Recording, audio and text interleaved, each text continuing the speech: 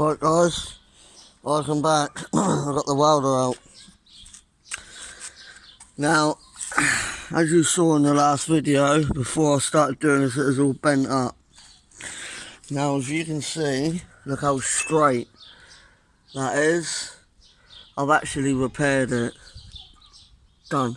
That's the best we're going to get it. I had to weld the winch back in because it snapped the weld all the way along the top from the impact of the crash. But as you can see, this one didn't need no welding, but it's actually twisted. Like this is over this way a little bit, as you can see. Look, see it just curves around where it's gone that way. But other than that, that's the best as I am going to get it, to be honest. Like, that one's dropped up in the air, that's actually up in the air a little bit. It's due to because it's twisted. Actually, I could probably try and get out of twisting that. What I might do is get the mole grips in there. You're not going to see it on the video, guys, because I've got nowhere to stand the phone. I'm going to get the mole grips around the top. I'm trying to take the twist out of it so it brings us back straight. This bracket, because the other one I've actually straightened it. And then again, this is the best we're going to get it. But other than that, we're going to go from there. My next door neighbour had a crash. Look at the state of that wing, guys. Look at that. Look at that, that's an Audi. Like, she pulled out in front of someone, and that's the damage to her car. I would have said that's written off. It's not like mine, you can repair it. Like, these Jeeps are so solid. But it's down to, if it wasn't for this winch, this frame member here at the front, that would have caved straight through, and it would have went straight through to the radiator. Then it would have been smashed, stuffed, all this lot would have been damaged. So thanks to the winch and this nice solid bar that I'd welded in for the plate, it's actually saved my car and saved my life. If it wasn't for that, I don't know where I'd be. It was me and a friend that was in the car, and it was a horrible bang, put it that way. I wasn't all that scared, to be honest. I mean, it's just one of those things. You start worrying and panicking, then it's just going to make things worse for you. So I try not to worry about it. When I saw my car and I was thinking, hang on a minute, that's not that bad. But you don't know what's behind the bumper until you take it off. And this is what I found. Just the two ends was bent round, that was it. Now I checked all the main frame underneath. None of that is bent, none of that's torn. Nothing like that is bent at all. As you can see, nothing underneath is damaged. Like this bar here that I put on there is not even damaged. It might have a slight bend where it drove up onto the back of the car, but other than that, there ain't no damage underneath here whatsoever.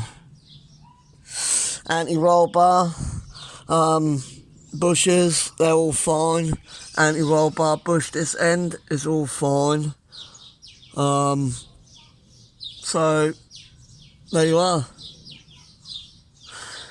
I keep getting a wobble from my steering. I think it's this anti-roll bar bush right here. If I can see. Oh, look at that gap. Yep, that's where the play is. Yeah, I would have said that's what it is. That needs renewing. That whole bar needs renewing. It's worn. So I'll probably get a new bar and put that in, because it is worn. Lads, what do you reckon of the welding, guys? Oh, what do you reckon of the welding?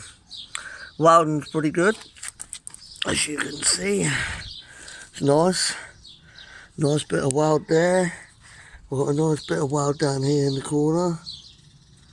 It's nice and smooth, ain't got to grind it or nothing.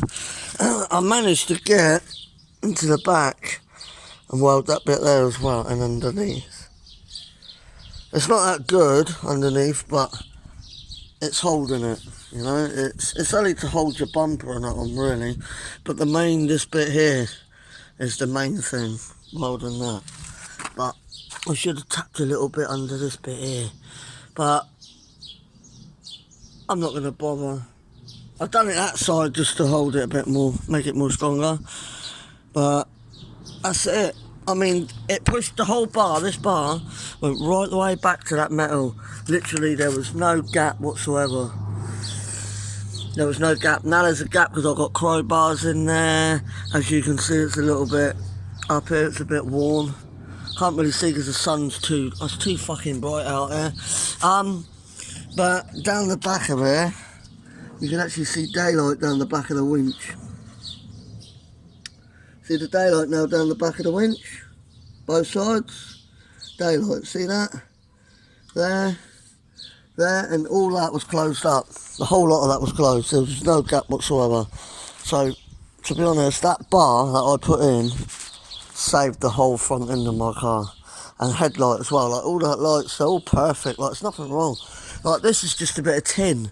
Now, if it was over a bit more onto the driver's side or passenger side, that would have been a bit different. Probably been a write-off. But it's not a write-off, which I'm happy about that.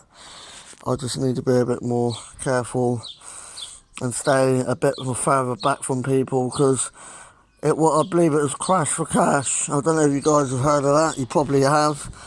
All you ones that do drive. Crash for Cash. Well, that's what it was. There was no car in front of this guy. He just slammed his brakes on out in the middle of nowhere. No fox, no cat, no deer, no human was in the road. So therefore I don't see why he had to slam on his brakes. And this is my argument. So he's at fault, really. I'm at fault. I hit him up the arse, but it's his fault. It's his fault. It's his fault because he slammed on his brakes. Crash for Cash. I was doing about 25 miles an hour, so it's not too bad. But his car is absolutely destroyed.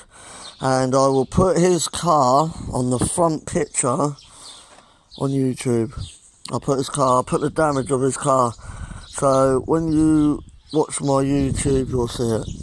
Bye for now. See you in a bit.